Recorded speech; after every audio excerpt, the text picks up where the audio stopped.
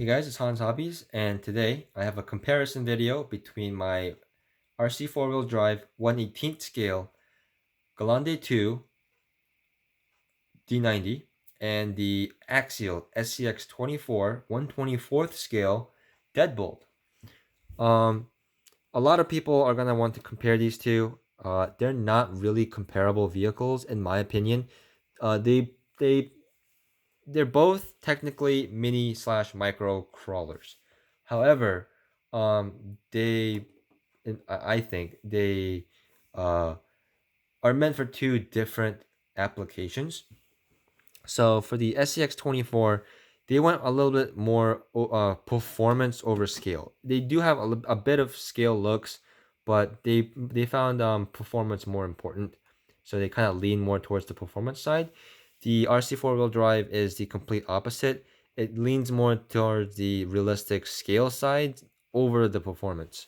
So that is a choice you're gonna have to make on your own, which you find more important. Because by the time you can't, this is cheaper, but by the time you make this look like this, it's gonna end up costing as much as this, if not more. So you should keep that in mind. So there are some major differences. You can kind of see the Gelande II is slightly bigger, as the name suggests. It is a 1/18th scale.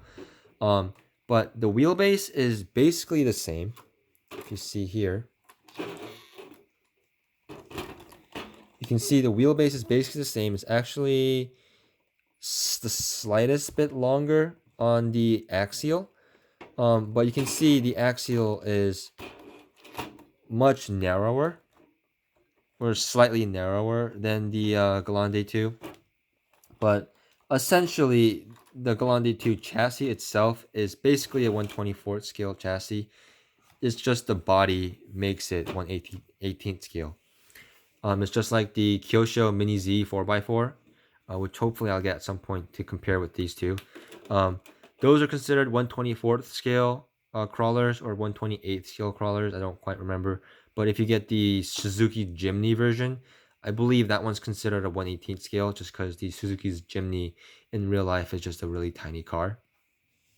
So there's a difference between what scale the actual car is and what scale the chassis is, because manufacturers will call it whatever just because the chassis or whatever, but that doesn't exactly mean that the car itself is that scale.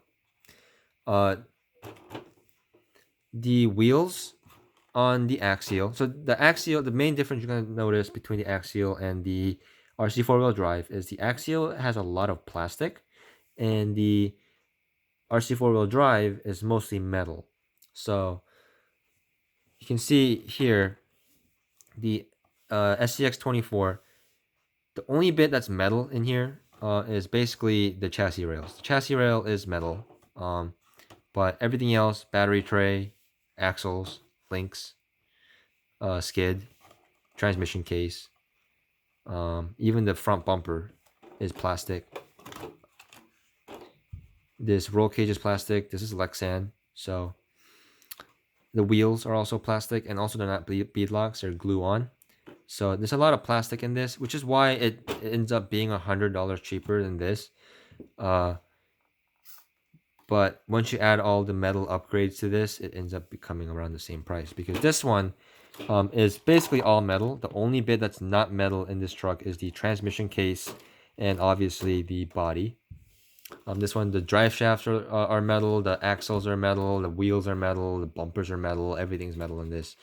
So that's why it ends up being the $220 price point. So when you're like going out and like looking for these, and you're thinking, hey, which microcrawler should I get? And the RC4 wheel drive one seems kind of expensive. Yeah, it is really expensive up front, but once you do upgrades to this, it doesn't become any cheaper. And I don't know, like it might perform minutely better, but they have about the same articulation. It just looks like the Axial has more, just because the body is smaller. Um, so that is something you're gonna have to kind of make a decision for yourself. Personally, for like scale looks, obviously I enjoy this a lot better. This one is more enjoyable to drive around indoors. This one is when I want to drive a mini crawler outdoors. I'll take this one out. This one stays exclusively indoors. I don't take this one outside ever. Um, Another thing that's really important for hobby grade RC cars is part support and the upgrade path. In terms of part support and upgrade path, the SCX24 definitely has a beat. Um, Being an Axial kit and being a Horizon Hobby product, you will find a lot of upgrades for this. There's a lot of upgrades available. You can get metal axles, you can get wheel weights, you can get metal wheels. This you can see I have a metal bumper here. You can get like metal battery tray, metal links. You can get a lot of upgrades, and even if you're just trying to replace the stock parts are going to be a lot cheaper and a lot easier to find. And the SCX24s tend to be a little more common at hobby stores. You don't usually see these at hobby stores. You usually have to buy these online. But yeah, part support definitely a lot easier with this. Just because it's the nature of the companies that own them.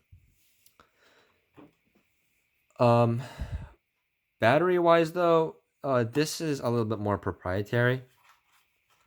I have converted mine to be a JST connector because that's just what a lot of micro crawlers use. But out of the box, it requires you to use this type of plug that plugs directly into the ESC receiver unit. Um, and that kind of limits you to Axial's own batteries or Horizon's own batteries, which is kind of unfortunate because they tend to be kind of overpriced. But it's not too hard to make an adapter like that for yourself and just use JST batteries. But yeah, yeah. And anyway, in terms of like aftermarket support, like even like other like private parties will make more aftermarket parts for this just because it's a more popular truck and more common truck. Like this FJ grill that I have on mine. This is a part that I made. It's available on my Shapeways. It's the same name as my Instagram name, but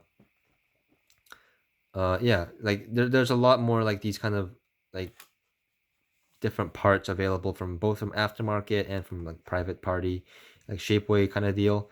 So upgrade path definitely better with this, but this is definitely more of a substantial feeling vehicle, and in my opinion, a lot better looking vehicle.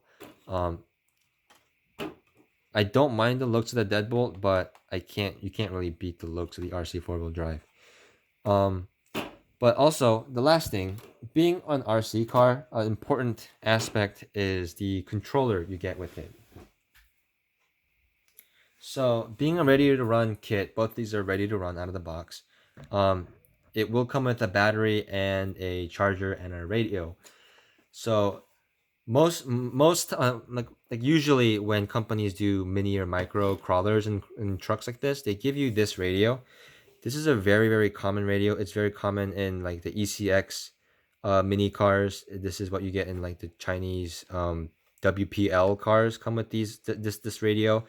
The RC four-wheel drive, if you have earlier versions of this, it used to come with this radio, except it was white on the handle. And it's honestly not a bad feeling radio.